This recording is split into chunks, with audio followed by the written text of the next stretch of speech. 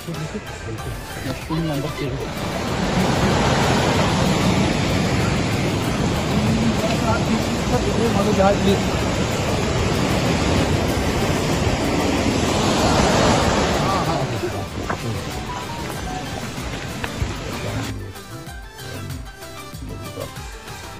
के लिए 5 लाख रुपया देके सहायता करने के लिए निर्णय लिया और पर्सनली आके फैमिली को मिलके कलेक्टिव कंडोलेंस देने के लिए यहाँ पे मुझे भेजा।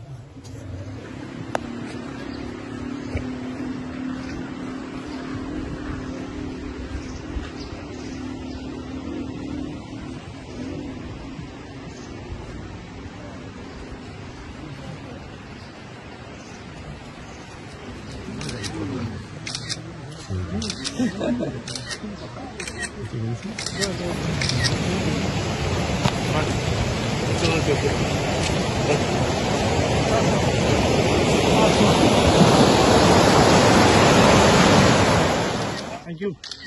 Thank you. Thank you. माननीय मुख्यमंत्री निर्देश मते आज आमी जम्मू काश्मीर पहलगामत आहिसु 22 एप्रिल तारिखे एक दुर्भाग्यजनक घटना ইয়াত সংঘটিত হৈছিল। পাকিস্তান সমৰ্থিত উগ্ৰবাদী ইয়াত 26 জনকৈ লোক নিৰপৰাধী লোকক হত্যা কৰিছিল। তাৰ পিছতেই ইয়াৰ উচিত প্ৰত্যুত্তৰ দেশৰ মাননীয় প্ৰধানমন্ত্ৰীয়ে দিলে আৰু দেশবাসীয়ে সংগ দিলে।